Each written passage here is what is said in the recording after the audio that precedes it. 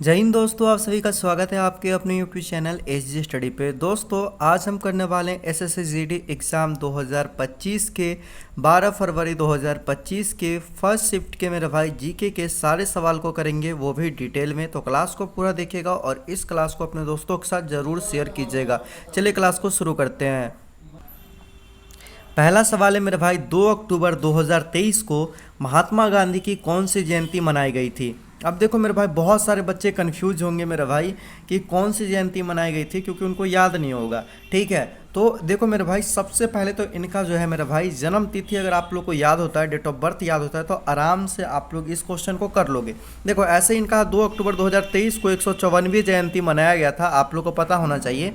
अब देखो महात्मा गांधी का जो जन्म हुआ था मेरे भाई, वो कब हुआ था? वो हुआ था मेरे भाई 2 अक्टूबर 1869 को मेरे भाई क्या हुआ था, महात्मा गांधी का जन्म हुआ था। ठीक है, अब यहाँ से आप लोग रिलेट कीजिएगा मेरे भाई कि जन्म जो हुआ था वो कहाँ हुआ था, पोरबंदर गुजरात में हुआ था। अगर 1869 से अगर आप काउंट करोगे मेरे भाई 2023 तक, यहाँ से 2023 तक अगर आप लोग काउंट करोगे, ठीक है, काउंट करोगे तो आपको मेरे भाई मिल जाएगा। ठीक है, कि कितने साल हुआ है। ठीक है, 1869 से एक हो जाएगा 70, और 70 में 30 जोड़ोगे तो कितना हो जाएगा 1900, तो 31 साल तो इधर हो जाएगा, और फिर 100 साल हो जाएगा 2000 तक। ठीक है, और फिर 23 तक, तो 23 जोड़ लो, पूरा को जोड़ोगे तो 154 आ जाएगा। तो इस तरह से आप लोग को कोई भी साल पूछे कि 2024 में कौन सी जयंती थी या 2025 में कौन सी जयंती थी, आराम से आप कर लोगे। ठीक है, अब देखो कि महात्मा गांधी का जन्म 2 अक्टूबर 1869 को मेरे भाई कहाँ होता है मेरे भाई, पोरबंदर नामक स्थान गुजरात में होता है।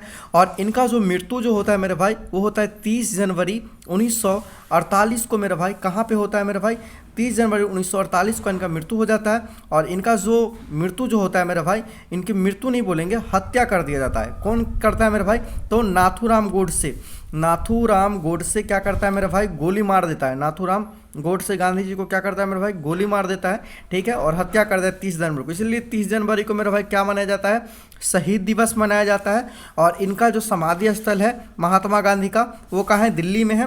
और समाधि स्थल का नाम क्या है? राजघाट है, आप लोग याद रखिएगा। अगला क्वेश्चन की ओर बढ़ेंगे, 2 नंबर। लाडा लड्डी डैश का एक लोक नृत्य है जिसे दुल्हा और दुल्हन को कंधों पर उठा लिया जाता है और अन्य लोग जोड़े के चारों ओर नृत्य करते हैं। ये मेरे भाई भील जनजाति है। ठीक है, भील जनजाति में मेरे भाई क्या किया जाता है?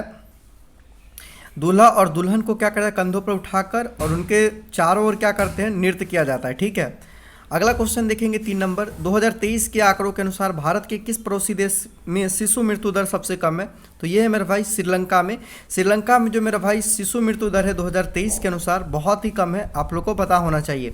अब देखो यहाँ से लेट कीजिएगा, पाकिस्तान की राजधानी जो हो जाएगा वो क्या हो जाएगा? इस्लामाबाद, क्योंकि आपसे कभी कभी क्या होता है, राजधानी पूछ दिया जाता है। श्रीलंका का क्या हो जाएगा? जवर्धने पूरे कोटी हो जाएगा। ठीक है, बांग्लादेश का ढाका हो जाएगा और नेपाल का काठमांडू हो जाएगा, याद रखिएगा। अगला सवाल देखिए यहाँ पर, प्रसिद्ध तबला वादक जाकिर हुसैन निम्नलिखित में से किस संगीत घराने से संबंधित है? ये पंजाब घराने से। ठीक है, जाकिर हुसैन जो है मेरा भाई, ये एक वाद्य यंत्र बजाते हैं। कौन से वाद्य यंत्र बजाते हैं मेरे भाई? तबला। कौन से? तबला। और ये पूछ रहे हैं कि ये जो जाकिर हुसैन थे किस घराने से थे? तो पंजाब घराने से थे। ठीक है, अब देखो दिल्ली जो घराना है ना मेरे भाई, ये तबला के मामले में सबसे पुराना घराना है। तबला के मामले में सबसे पुराना घराना कौन सा है? दिल्ली घराना है, आप सभी को पता होना चाहिए। अगला क्वेश्चन देखो मेरे भाई, 5 नंबर। राष्ट्रीय सांख्यिकी कार्यालय एनएसओ जिसको बोलते हैं, सर्वेक्षण में 17वें राउंड के अनुसार भारत की प्रति कृषि परिवार की औसत मासिक आय क्या है, जिसकी गणना भुगतान की व्यय दृष्टिकोण का उपयोग करके की गई है? ये 10,218 रुपया मेरा भाई, ये है मेरा भाई क्या? 17वें किसके? सांख्यिकी कार्यालय के अनुसार भारत की कृषि परिवार की औसत मासिक आय। ठीक है, चलिए अगला क्वेश्चन देखो मेरे भाई, दलितों के अधिकार को बढ़ावा देने के लिए BAR अम्बेडकर ने कौन सा संगठन बनाया था? देखो ये दूसरा बार ये सवाल रिपीट हो रहा है मेरे भाई। बहिष्कृत हितकारिणी सभा। ठीक है, बहिष्कृत हितकारिणी सभा का मेरे भाई कौन किए थे मेरे भाई? डॉक्टर भीमराव अम्बेडकर किए थे। इसमें क्या होता था कि जितने भी मतलब कि दलित लोग रहते थे उनको के साथ बहुत ज़्यादा भेदभाव होता था, उसके लिए इस सभा का इन्होंने स्थापना किया था। ठीक है, अब यहाँ से याद रखिएगा, हरिजन सेवक संघ जो आप लोग को दिख रहा है, इसका स्थापना जो किया था, कौन किया था मेरे भाई? महात्मा गांधी। महात्मा गांधी किए थे। वहीं आपको दिख रहा होगा मेरा भाई एक और डिस्प्रेस्ड क्लास मिशन। डिस्प्रेस्ड क्लास मिशन का कौन किया था? नारायण गणेश चंद्रावरकर, ठीक है, ये किया था मेरा भाई किसका? डिप्रेस्ड क्लास मिशन का। सोशल सर्विस लीग का क्या कौन किया था? एनएम जोशी किया था मेरा भाई। किसका मेरा भाई? सोशल सर्विस लीग का स्थापना, ठीक है, याद रखिएगा।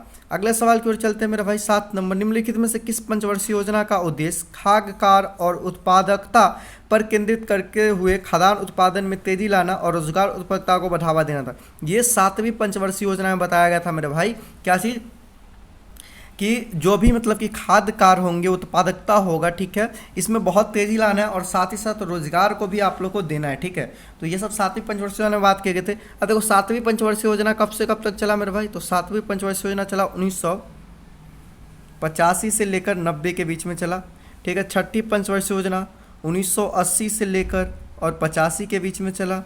तीसरी पंचवर्षीय योजना 1961 से लेकर 66 के बीच में चला। और यहाँ पर चौथी पंचवर्षीय योजना 1969 से लेकर 74 के बीच में चला। तो इन सारे पंचवर्षीय योजना का डेट आप लोग को याद होना बहुत ज़्यादा कंपलसरी है। अगला सवाल हम लोग चलेंगे मेरे भाई। 8 नंबर सवाल, नवंबर 2024 में भारतीय प्रधानमंत्री नरेंद्र मोदी को सर्वोच्च राष्ट्रीय डोमेनिका अवार्ड ऑफ ऑनर से सम्मानित किया गया। यह पुरस्कार किसके उनके डैश के योगदान में मान्यता प्राप्त है? ये कोविड-19 जो महामारी आई थी ना, उसके दौरान इनको क्या दिया गया था मेरा भाई? डोमेनिका अवार्ड ऑफ ऑनर दिया गया था, आप लोग याद रखना।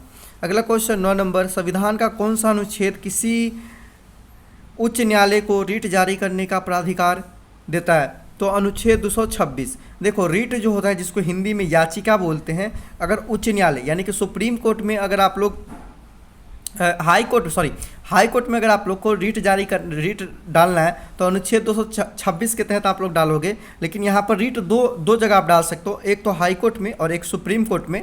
अगर आप लोग सुप्रीम कोर्ट में रीट डालोगे मेरा भाई, तो उसके लिए आर्टिकल 32 के तहत आप लोग रीट जारी कर सकते हो। रीट जो होते हैं मेरा भाई, वो 5 तरह के रीट होते हैं, ठीक है, और पांचों का नाम मैं आपको किसी एक दिन पढ़ाऊंगा रीट, तो उसमें अच्छे से आपको क्लियर करूंगा।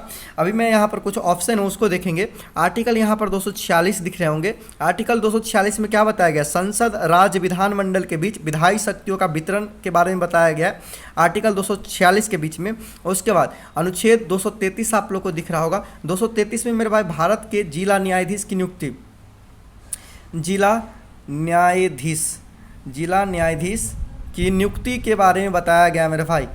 किस आर्टिकल में? आर्टिकल 233 में। उसके बाद आप लोग को दिख रहा होगा आर्टिकल 254। आर्टिकल 254 में बताया गया मेरे भाई, संसद द्वारा बनाए गए कानून और राज्य विधानमंडल द्वारा बनाए गए कानून के बीच असंगत होने पर कानून बनाने का प्रावधान करता है।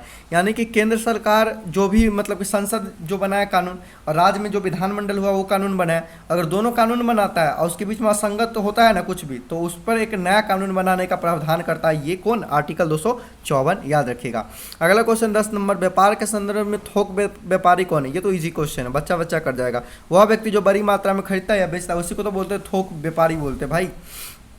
अगला क्वेश्चन 11 नंबर, किस संशोधन अधिनियम ने देश में वस्तु एवं सेवा कर लागू करके मार्ग प्रशस्त किया? तो ये 101वें संशोधन, जीएसटी जिसको बोलते हैं। जीएसटी मतलब कि कौन से संशोधन से लागू हुआ था? तो 101वां संशोधन से लागू हुआ था मेरे भाई।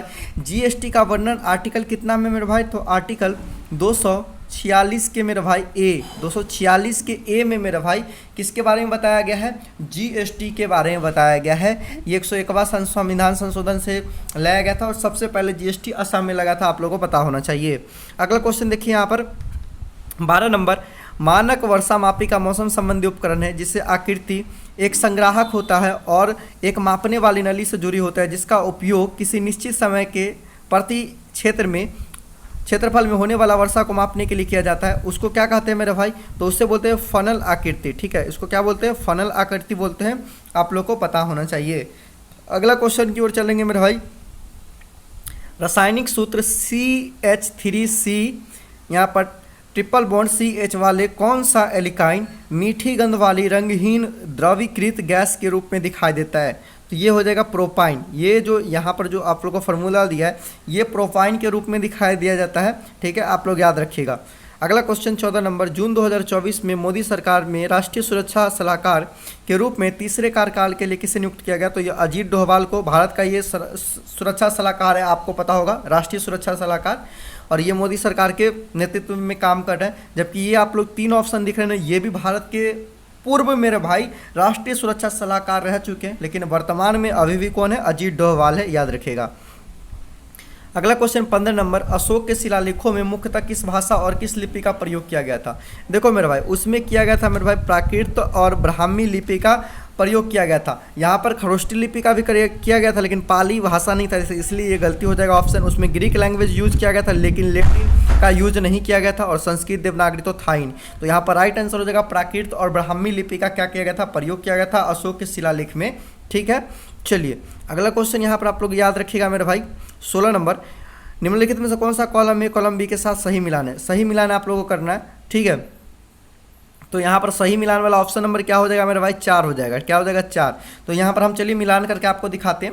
एक का क्या हो जाएगा मेरे भाई? ट्यूबरकुलोसिस, जिसको टीबी बोलते हैं। टीबी किस अंग को प्रभावित करता है? तो ये करता है फेफड़े को करता है। ठीक है, उसके बाद हेपेटाइटिस हो जाएगा। ठीक है, तो हेपेटाइटिस किसको करता है मेरे भाई? तो हेपेटाइटिस जो करता है मेरे भाई यकृत को करता है। किसको करता है? यकृत को करता है।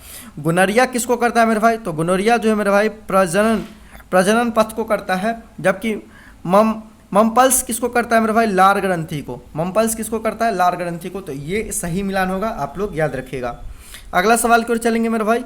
अगला सवाल 17 नंबर, बीसीसीआई के पहले अध्यक्ष कौन थे? तो पहले अध्यक्ष जो थे मेरे भाई बीसीसीआई के, वो थे R.E. Grant Goan. R.E. Grant Goan जो थे मेरे भाई बीसीसीआई के पहले अध्यक्ष थे। अब देखो बीसीसीआई के अभी वर्तमान में अध्यक्ष कौन है मेरे भाई? तो है रोजर बिन्नी। कौन है? रोजर बिन्नी जो है मेरे भाई अभी वर्तमान में बीसीसीआई के अध्यक्ष है। अब बहुत बार बीसीसीआई का फुल फॉर्म भी पूछ दिया जाता है, तो आप लोग फुल फॉर्म रखिएगा याद, board of control for cricket in India. मैं लिख दे रहा हूँ मेरा भाई, board of control for cricket in India. ये होता है मेरे भाई क्या चीज़? बीसीसीआई का फुल फॉर्म, आप लोग याद रखिएगा। अगला देखेंगे हम लोग यहाँ पर, याद रखिएगा मेरे भाई, एक होता है आईसीसी, जिसको बोलते हैं इंटरनेशनल क्रिकेट काउंसिल, और इसके अभी वर्तमान में अध्यक्ष कौन है मेरे भाई? तो जय शाह, अमित शाह का बेटा है मेरे भाई जय शाह, वो अभी आईसीसी के क्या है मेरे भाई? अध्यक्ष है। और ये निर्विरोध जीत गए थे आईसीसी के अध्यक्ष का जब चुनाव हुआ था, तो इसके खिलाफ कोई नहीं था भाई। बताओ क्या महान व्यक्ति है मेरे भाई। अगला क्वेश्चन देखो 18 नंबर, 2011 में आयोजित संगीत नाटक अकादमी के कार्यकारी बोर्ड की बैठक में नृत्य के क्षेत्र में कितने अकादमी पुरस्कार देने का निर्णय लिया गया था? ये 9 मेरे भाई। 2011 में आयोजित हुआ था संगीत नाटक अकादमी, उसमें कार्यकारी बोर्ड जो थे की बैठक में जो थे नृत्य के क्षेत्र में 8 अकादमी पुरस्कार देने का क्या किए थे? वो लोग निर्णय किए थे। ठीक है, अगला क्वेश्चन 19 नंबर, भारतीय जनगणना में किस व्यक्ति को साक्षर मानने जाने के लिए न्यूनतम आयु कितनी है? देखो साक्षर हम उस व्यक्ति को मानते हैं जो पढ़ सकता है। बताओ, जो पढ़ लेगा वो साक्षर होगा? नहीं। देखो साक्षर हम उस व्यक्ति को मानेंगे जिसका उम्र कितना हो? 7 साल सबसे पहले तो, और 7 साल से लेकर ऊपर के जितने भी उम्र के व्यक्ति हो, और उसको पढ़ना भी आना चाहिए और लिखना भी आना चाहिए। ठीक है, यानी कि पढ़ना और लिखना आपको आना कंपलसरी है, तभी जाके आपको साक्षर माना जाएगा। आपको मेरे भाई सिर्फ और सिर्फ पढ़ना आता है, लिखना नहीं आता, तो आपको साक्षर नहीं माना जाएगा। इस बात को ध्यान रखिएगा। ठीक है, या आप लोगों को लिखना आता है, पढ़ना कोई चीज़ नहीं आता है मेरे भाई, तो फिर भी साक्षर नहीं। दोनों चीज़ कंपलसरी है, पढ़ना लिखना आना चाहिए, और कम से कम 7 वर्ष का उम्र आपको होना चाहिए। अगर कहो कि सर हम 5 वर्ष के हमको पढ़ना लिखना दोनों आता है, माना जाएगा? नहीं माना जाएगा आपको साक्षर, क्योंकि यहाँ पर संविधान के अंदर 7 वर्ष ही बताया गया कि 7 वर्ष से ऊपर जो होगा मेरे भाई बच्चा, उसी को क्या है? पढ़ना लिखना आना चाहिए, उसी को क्या माना जाएगा? साक्षर माना जाएगा। इस बात को याद रखिएगा। अब यहाँ से आप लोग रिलेट किया जाएगा, भारत की कुल साक्षरता दर कितना है मेरे भाई? 74.04% जो है मेरे भाई भारत की कुल साक्षरता दर है। आप सभी को पता होना चाहिए। अब देखो यहाँ से एक और क्वेश्चन बनेगा कि सबसे ज़्यादा साक्षर वाला राज्य जो है मेरे भाई वो कौन सा है? तो सबसे ज़्यादा साक्षर वाला राज्य कौन सा है? मैं बहुत बार रिपीट किया हूँ। तो सबसे ज़्यादा साक्षर वाला राज्य जो हो जाएगा मेरे भाई वो हो जाएगा केरल हो जाएगा, और सबसे कम वाला कौन हो जाएगा मेरे भाई? बिहार हो जाएगा। अगर पूछे कि कुल साक्षर का मेल, ठीक है, मेल कितना है भारत में, कितना पुरुष जो है साक्षर है मेरे भाई? तो 82 है। कितना है? 82.14% पुरुष साक्षर है। जबकि महिला कितना साक्षर है? भारत में मेरे भाई, तो 65.46% जो है मेरे भाई महिला साक्षर है, आपको पता होना चाहिए। चलिए आगे चलते हैं, क्वेश्चन 20 नंबर, तैराक श्री हरि नटराज भारत के किस राज्य से संबंधित है? ये जो मेरे भाई कर्नाटक स्टेट से संबंधित है। कौन? तैराक श्री हरि नटराज। ये एक क्या है मेरे भाई, श्री नटराज जो है एक प्लेयर है, वो स्विमिंग करते हैं मेरे भाई। अब देखो स्विमिंग से रिलेटेड एक वर्ड होगा, ठीक है, बैक स्ट्रोक। बैक स्ट्रोक, ठीक है, बैक स्ट्रोक।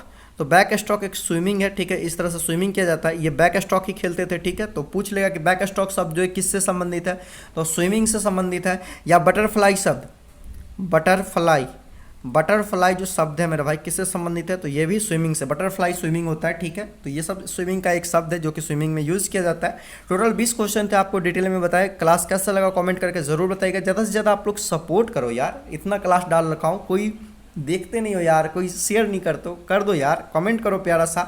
और इसका पीडीएफ के लिए व्हाट्सएप ग्रुप और टेलीग्राम ग्रुप को ज्वाइन जरूर करना, दोनों का लिंक आप लोगों को डिस्क्रिप्शन बॉक्स में मिल जाएगा। बाकी शेयर कीजिए। बाकी मिलते हैं दोस्तों एक और नई वीडियो में, तब तक के लिए जय हिंद, वंदे मातरम।